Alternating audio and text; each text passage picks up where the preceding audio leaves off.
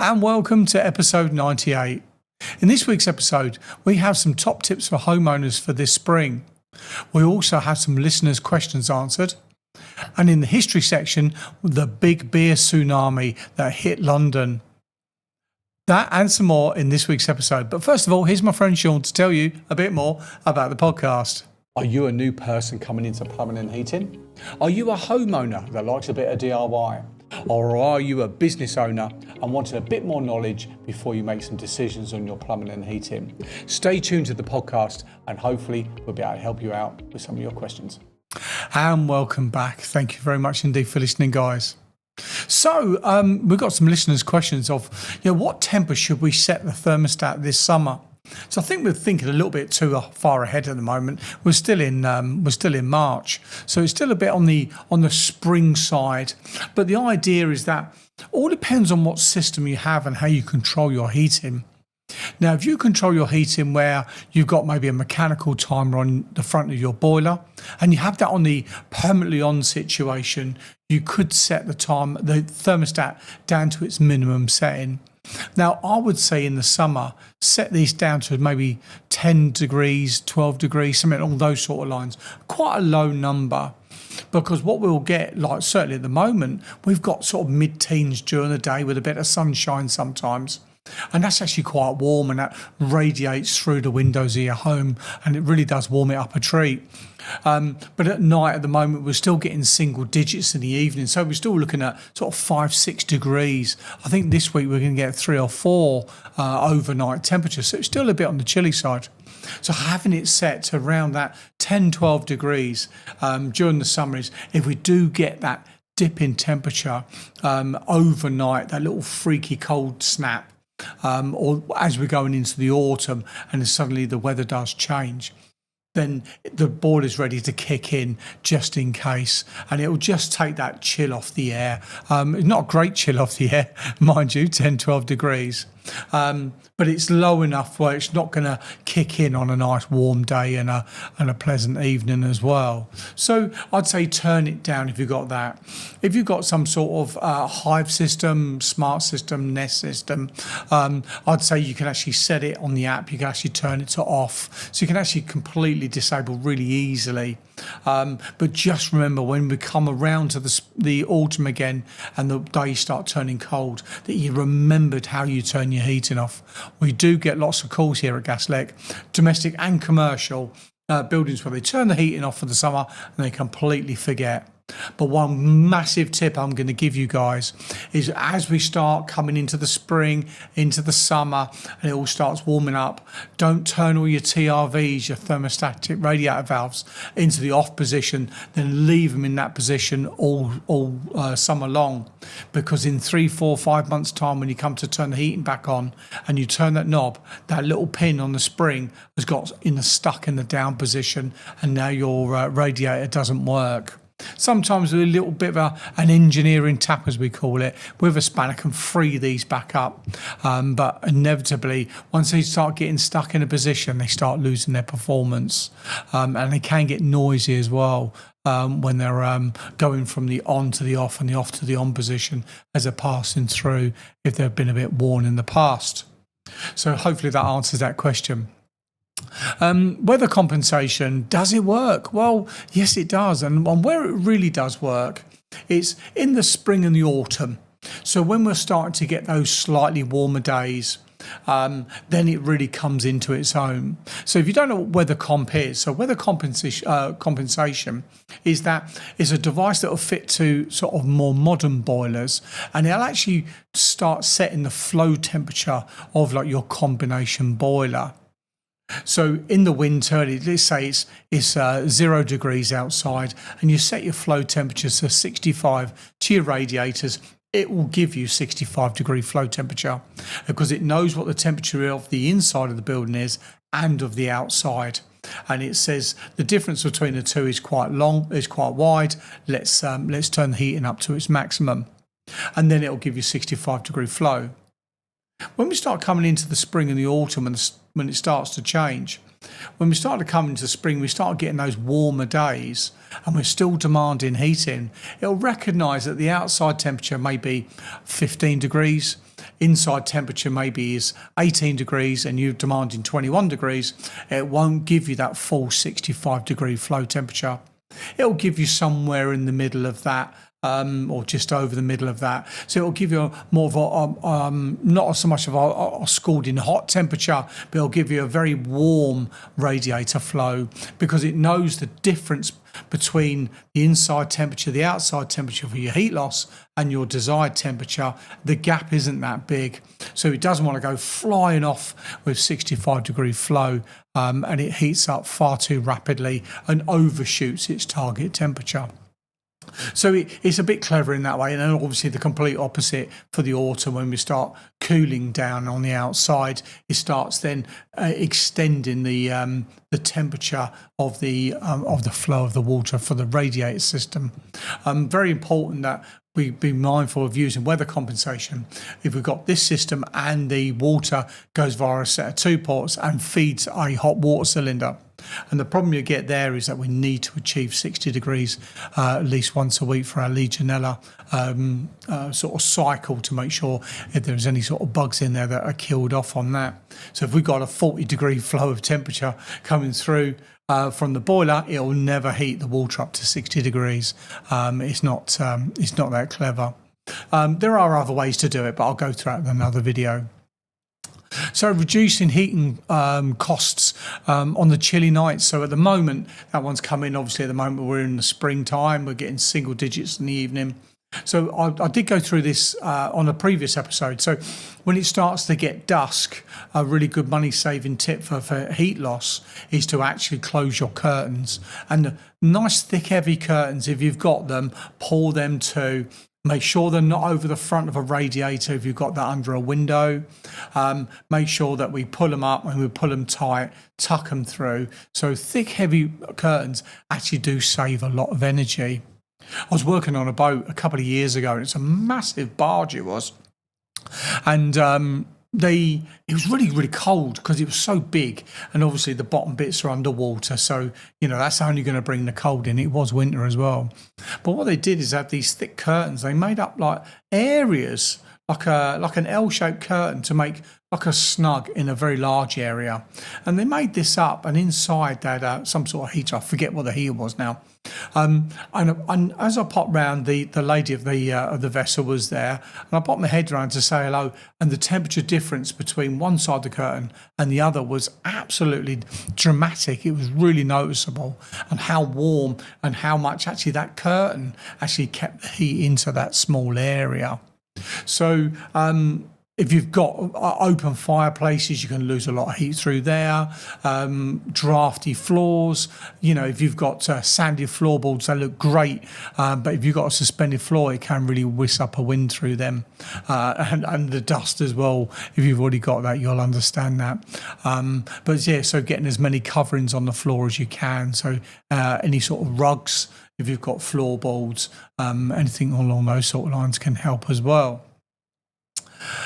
I've got another question in. Why do I get so much air in one rad? So this is a couple of different ideas on this question.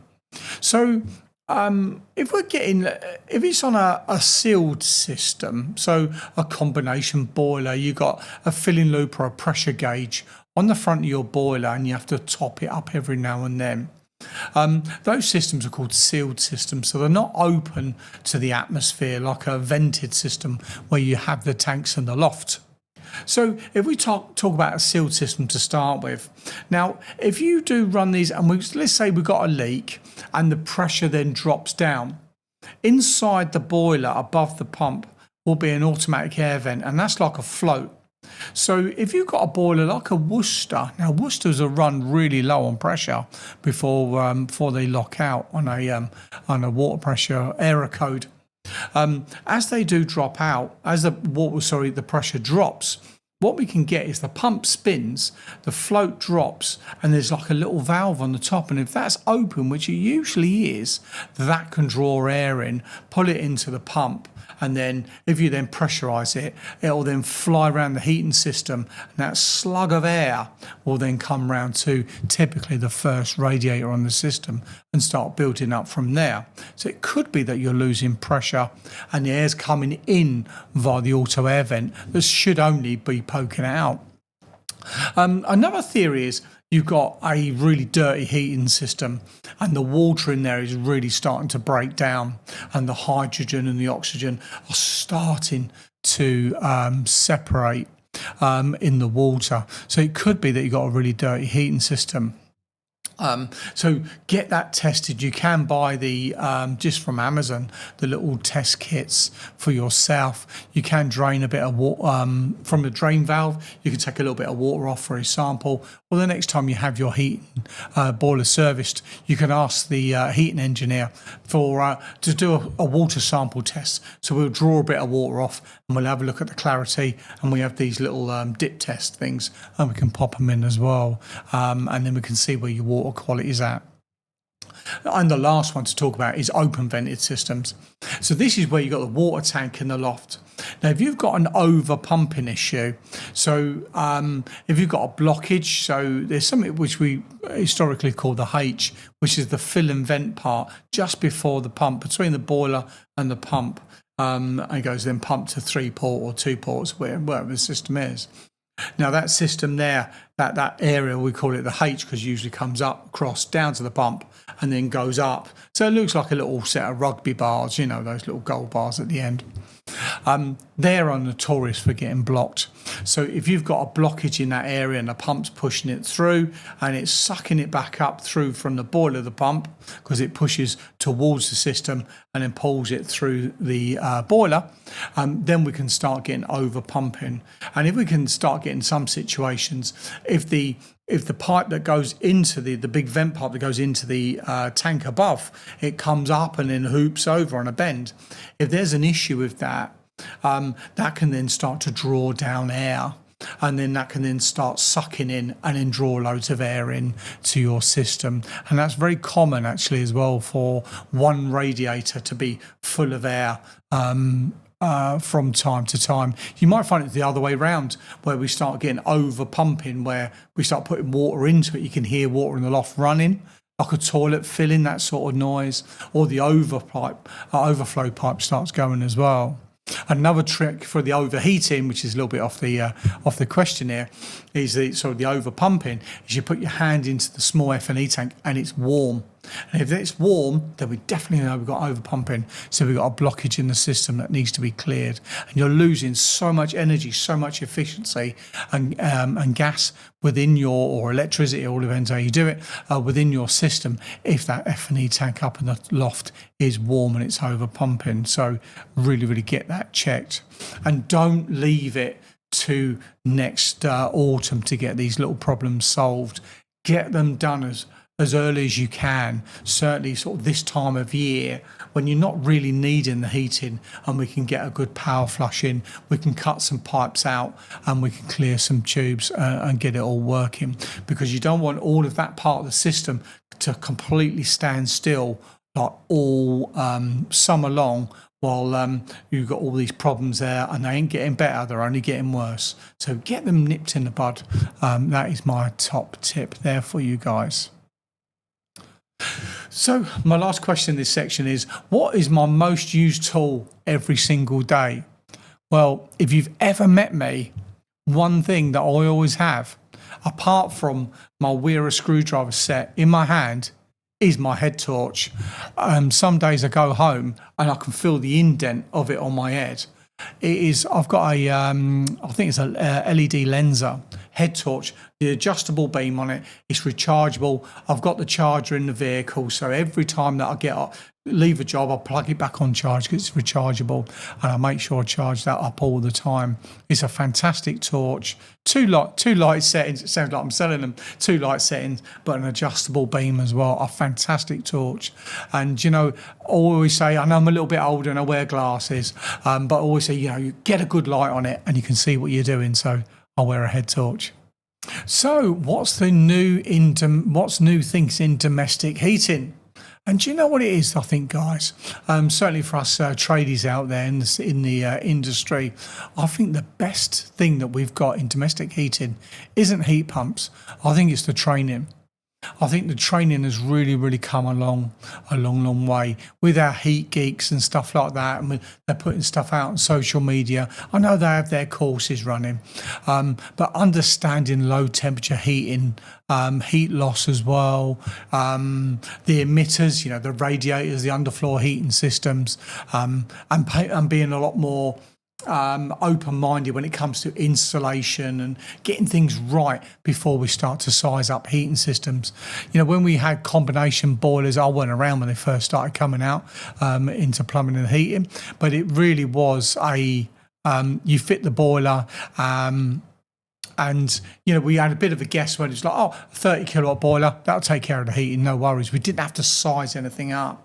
But nowadays it's a lot more about range rating the boilers and getting them down to their better efficiencies, lowering the heating flow. So I think the newest thing in domestic heating really is the training that we can access relatively cheaply. So what's the biggest mistakes I see on other installations? Well, guys, you're out there, you must see it as well. So I do think that too many people are out there and they spend too long trying to make the installation look great for Instagram. And it's just going in a cupboard or it's up in a loft. And I do believe in, taking pride in our work and what we do. But I do see people overshining pipe work for photos. It's a copper pipe. It's going to go darker with a bit of oxidisation. Yes, clean the flux off, make sure it's all great, but you don't have to get the wire wool on absolutely everything. And I think there's too much pressure on trying to get that perfect picture all the time. Another thing I see, magnetic filters in the wrong place. That's still really, really common. Usually, if you've got a little heat only boiler and they can't get it above the boiler because it's too tight, wherever it is, they'll chuck it just before or after the pump. Now, there is one theory on that, really. If the magnetic filter's somewhere, it's better than nowhere, I suppose. But yeah, I've seen them on the flows. We did one a couple of weeks ago. We turned up to a boiler, it's on the wrong side. That was fitted by one of the nationals, beginning with BG. But yeah, so we had to just chop it out and put it on the return side. It was such a simple thing. It wasn't that difficult. It was easy to get to, but magnetic filters fitted in the wrong place. Yeah, that's probably my number 2. My number 3 is condense pipe being undersized. So running round lofts, going through the walls and outside in the 22. Big long runs. I saw one only today, a massive, great big long run of 22 mil. 21.5 overflow, if you want to be exact, being run externally. And you can see it don't quite hold its own weight, does it, when the clips are too far apart, and it's sort of like a bit of a big dipper as it's coming through. So probably, that's condensed pipe being undersized. Number 4 is going to be the electrical cables not clipped. So they shine up all this pipe work underneath the boiler and everything's true, and even down to the talon clips are all colour coded, and you see it on the Insta and on Facebook. And then they just have the cable, looks like a washing line going to the programmer, and you spent all of that time and all you had to do was a bit of mini trunking or just clip it round a little bit just to tidy that up and to make it look nice. So electrical cables not clipped. And number 5, using tissue and silicone to seal in the flue. Really, in this day and age, are we still using tissue to pack out the hole and then silicone over the top? It's not that hard. I forget what the company now is, but Screwfix do that tube of sand and cement. If you're really up against it and you're towards the end of the boiler installation and time's cracking on, I know it's a more expensive option just to get one of those tubes out, but that is sand and cement, and you put that round to seal the flue, and that's the better way to seal it. Obviously the cheapest way, which I always tell the guys here at Gaslec to do, is to knock up a little bit of sand and cement. It takes 5 minutes. We've got a bucket downstairs with a couple of little tools on just to knock that up, and it costs about 20-30p, I'd imagine, for the amount of sand and cement you do need, rather than 4 or 5 quid for the tube. So that's my sort of top 5s really onto that there, guys. So, the history section of the podcast, the Great Beer Flood of 1814. Right, so here's a strange bit of history for you today, guys, in the podcast, and it's a very true story. Imagine walking down the street in London and suddenly being hit by a wave of beer. It's not rain, it's not water, it's actually brewed beer. It sounds like something out of a comedy sketch, but in 1814, London actually experienced a real beer flood. This event is now known as the Great Beer Flood, and it happened in the 17th of October 1814. At the time, London had a large brewery called Mukes and Company Brewery, located in Tottenham Court Road. The brewery specialised brewing porter, which was one of the most popular beers in London during the 1800s. Now, brewing beer back then was done on huge industrial scales. The brewery stored its beer in massive wooden vats used for fermenting and aging the porter. One of these vats was absolutely enormous, around 22 feet high, and was roughly the height of a two-storey house. It held around 135,000 gallons of beer, and to give you an idea of how much that is, it's roughly 600,000 pints sitting inside one container. These vats held together largely with iron hoops and similar metal bandings that you see on wooden barrels, but much more bigger. In the early day of early in the day, one of the brewery workers noticed that one of these iron hoops had snapped off the vat. Apparently, this wasn't completely unusual, and that had happened before, so it wasn't treated as a major emergency. But an hour later, the pressure inside the vat became too much, and the vat suddenly burst open. Where it exploded, the force knocked over several other vats nearby. This created a chain reaction, and suddenly hundreds of thousands of gallons of beer were released all at once. In total, around 320,000 gallons of porter was poured out of the brewery. That's around 1.4 million litres of beer. The presence of all that beer smashed through the brewery wall and rushed into the surrounding streets. At the time, the nearby area of St Giles was a very poor and overcrowded neighbourhood with lots of small houses and basements in dwellings. Witnesses described a huge wave of beer, reportedly up to 15 foot high, rushing through the streets. The flood caused buildings to collapse and walls, and it was filling up basements, and sadly 8 people lost their lives in the disaster. Some were trapped in the collapsed building, and others were drowned in basements and quickly filled up with the beer. One particularly tragic detail mentioned in the historic reports is that a group of people were gathered in a basement attending a wake when the flood burst through the walls. Incredibly, the brewery itself nearly faced financial ruin because of the huge loss of all the beer, but the British government allowed the company to reclaim all the duty they had already paid on the beer, which helped save the brewery from bankruptcy. The event was officially ruled as an accident and no one was prosecuted. However, the disaster did lead to changes in how breweries stored large volumes of beer. Over time, breweries moved away from those enormous wooden vats and began using stronger storage tanks and eventually into the steel vessels, which were much easier and much safer. There's also a slightly bizarre detail to the report at the time. Some locals actually tried to collect the beer in buckets and pots and the pans as it overflowed down the streets. Unfortunately, much of the beer had been contaminated with the debris from the collapsed buildings, and several people later become ill. So while it sounds like a bit of a strange and almost unbelievable story, the London beer flood of 1814 is a real historic event. It remains one of the most unusual industrial accidents ever recorded, and it's probably the only time in history where London was quite literally flooded with beer. Imagine the cleanup after that. What a strange story, eh? Looking for some plumbing history things on the internet.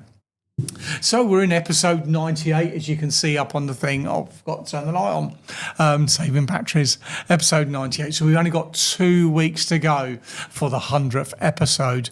I think all the bits and pieces have arrived. It's just the other side of the camera. And we got some fantastic little things that we're going to be doing for it. So if you've got any questions that you want to put forward to us, especially for episode 100, email us at podcast@gaslec.net and I'll get them answered onto the show, just like the other guys today. If we can help with any plumbing and heating, certainly within the Medway Towns area, or any commercial work that you need sort of within the southeast, London and Essex, email us at office@gaslec.net. Well, you have a fantastic week, guys. I'll wish you all the best and I'll see you soon. Goodbye.